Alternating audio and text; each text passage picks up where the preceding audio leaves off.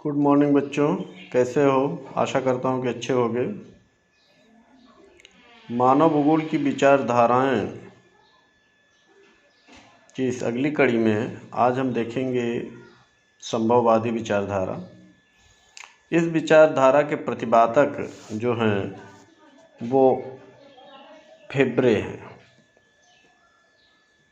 हैं। इन्होंने संभववादी विचारधारा का प्रतिपादन किया। ये मूलतः फ्रांस के भूगोलवेत्ता हैं और जो भूगोलवेत्ता फ्रांस के हैं ब्लाश हैं, ब्रून्स हैं, डिमांजिया हैं।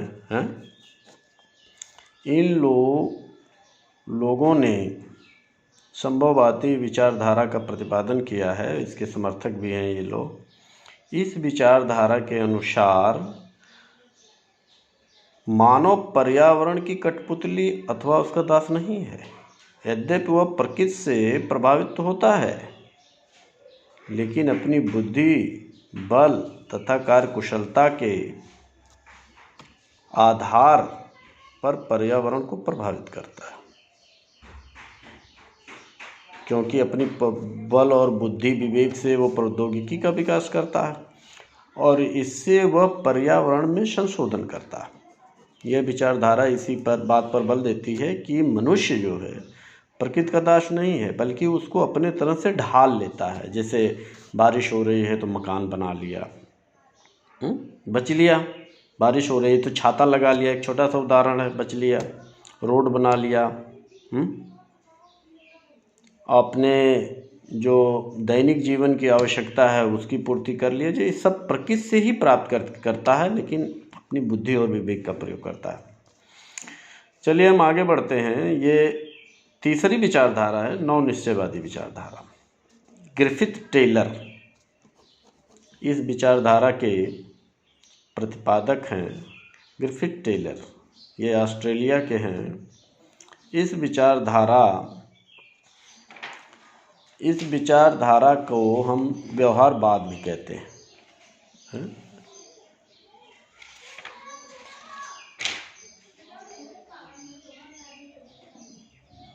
व्यवहारवाद नहीं, संभावनावाद कहते हैं। संभावनावाद को हम नव निश्चयवाद या रुको तब जाओ इस विचारधारा का मूल मंत्र है, मनुष्य प्रकृति के प्रभाव को स्वीकार किया है। जाहिर सी बात है, मनुष्य को प्रकृति ने प्रभावित किया, परंतु साथ ही यह भी माना गया है इस विचारधारा में कि मनुष्य अपनी दक्षता, मानसिक क्षमता तथा विज्ञान व प्रौद्योगिकी के विकास के आधार पर अपनी आवश्यकताओं के अनुसार प्रकृति का उपयोग भी करता है। अर्थात एक दूसरे के ऊपर डिपेंडेंट। प्रकृति भी मनुष्य को प्रभावित करती है और मनुष्य भी प्रकृति को प्रभावित करता है अपने बुद्धि और विवेक से। इसी को रुको और जाओ विचारधारा कहते हैं। चलिए हम आगे आते हैं। उन्नीस सौ 70 के दशक में 3 नई विचारधाराओं का प्रतिपादन किया गया।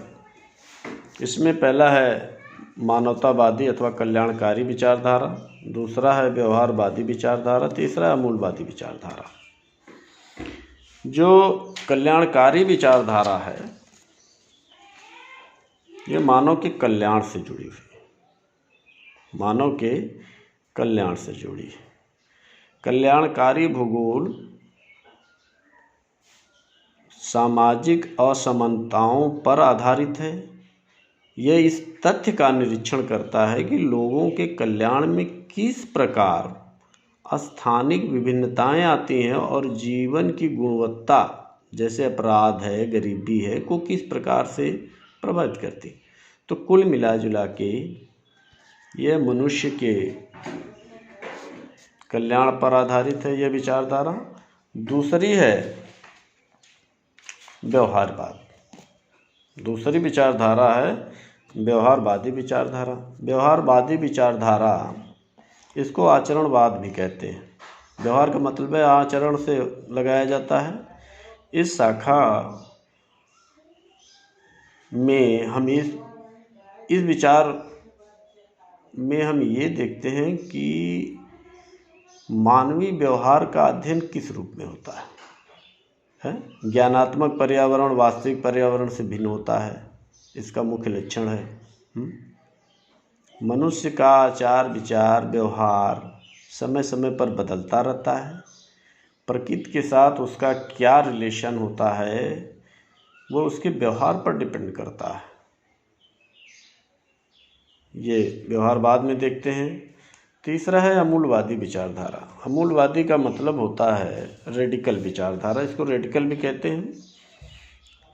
रेडिकल का मतलब है निर्धनता के कारण और सामाजिक असमानता का उद्भव पूंजीवाद से होता है। जो पूंजीवाद का विकास हुआ है समाज में, उसने निर्धनता और सामाजिक असमानता इन दोनों का उदय किया है। ये विचारधारा अमूलवादी विचारधारा कहती है। अब आगे हम आते हैं मानव का प्राकृतिकरण, मनुष्य का प्रकृतिकरण। मानव प्रकृति के अनुसार स्वयं को ढाल ले, यही मानव का प्रकृतिकरण है। एक उदाहरण मैं दूंगा आपको कि जैसे प्रारंभिक मानव जब बारिश होती थी तो डर जाता था, सूर्य निकलता था तो डर जाता था, चंद्रमा निकलता था तो डर जाता था कि ये सब क्या है। वो उससे छुपता था, डरता था। वह उसी तरह अपने आप को ढालता था। उसके पास कोई चीज़ नहीं था कि वो परिवर्तित कर ले अपने को या प्रकृति को परिवर्तित कर ले, उसको ढाल ले। तो वह उसकी पूजा करता था, जिस चीज़ से डरता था उसकी पूजा करता था, उसी के अनुसार अपने आप को भी ढाल लेता था। आपने आदिमानव के बारे में पढ़ा है कि वो उन्हीं के अनुसार कार्य करते थे जैसा प्रकृति का स्वभाव था। दूसरा है प्रकृति का मानवीकरण। अभी आपने देखा मानव प्रकृति के अनुसार अपने आप को जब ढालता है तो वो मानव का प्राकृतिकरण हुआ। लेकिन जब प्रकृति को अपने अनुसार ढालता है तो इसको हम कहते हैं प्रकृति का मानवीकरण। प्रकृति को मानव अपने अनुसार ढाल के उसका सदुपयोग करे, ये होता है मानवीकरण। अर्थात बाद में जब हमने देखा, आपने देखा पहले में कि बारिश में डर जाता था, वो छुप जाता था, उसकी पूजा करता था। लेकिन इसमें जो है मनुष्य डरता नहीं। उसने छाते का आविष्कार किया, मकान का आविष्कार किया, इन सब को बना के वो अपने आप को प्रकृति से बचाने का कार्य किया है। मतलब अपने अनुरूप बारिश का आनंद लेने लगा, छाता लगा के, मकान बना के, और बहुत सारी चीज़ें हैं जो प्राकृतिक तत्वों को मिलाकर जो भौतिक पर्यावरण है उनमें से खोज कर वो अपने अनुसार बना लेता है। अब वो जान गया है कि सूर्य क्या है, चंद्रमा क्या है, जल क्या है। इन सब चीज़ों को ध्यान में रखकर वह प्रकृति को अपने अनुरूप ढालता जाता है। इसी को हम कहते हैं प्रकृति का मानवीकरण। तो एक चीज़ यहाँ पर हम आपको और बताएंगे, अन्योनाश्रिता। जो मानव भूगोल की प्रकृति है,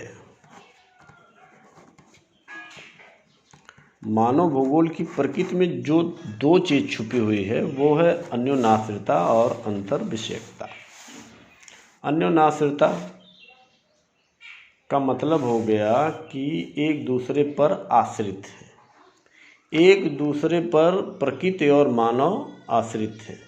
वैसे ये तो देखा जाएगा कि मनुष्य के विकास में प्रकृति का योगदान, वैसे प्रकृति किसी पर आश्रित नहीं है, वो स्वयं विकसित होती है। लेकिन जो तथ्य है कि प्रकृति और मनुष्य का विकास, मानव भूगोल का विकास तभी संभव है जब प्रकृति को साथ लेकर चलेगा। दूसरी चीज़ है अंतर विषयकता। इन दोनों का पार्टिसिपेशन, इसका मतलब हो गया participation of two fields. Two fields का मतलब होता है एक मानव भूगोल है, एक फील्ड क्या है, मानव भूगोल है, और दूसरी फील्ड जो है वो भौतिक पर्यावरण है, भौतिक पर्यावरण,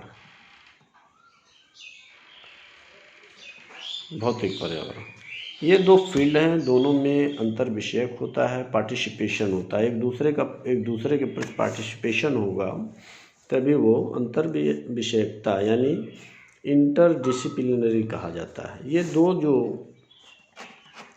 प्रकृति के जो दो मूल मंत्र हैं ये दोनों हैं, जो मैंने प्रकृति के मानव भूगोल की प्रकृति को बताया था उसमें ये दो तथ्य छुपे हुए हैं। इन्हीं आधार पर हम मानव भूगोल की प्रकृति का अध्ययन करते हैं। तो आज के इस भाग में बस इतना ही। अगले जो भाग होगा या मैं आपको कुछ प्रश्न दूंगा उसका आपको जवाब देना होगा। दो चीज़ें और इसमें रह गई हैं, उसको हम पढ़ाएंगे। इसकी शाखाएं हैं, मानव भूगोल की शाखाएं और मानव भूगोल का विकास। ये दो चीज़ें जब हम पढ़ा लेंगे तो आपको प्रश्न देंगे और आप उसका कमेंट करके उत्तर बताएंगे या उसको नोट करेंगे। और आशा करता हूँ कि जो चीज़ मैं पढ़ा रहा हूँ सबका नोट्स आप बनाते जाएंगे। धन्यवाद।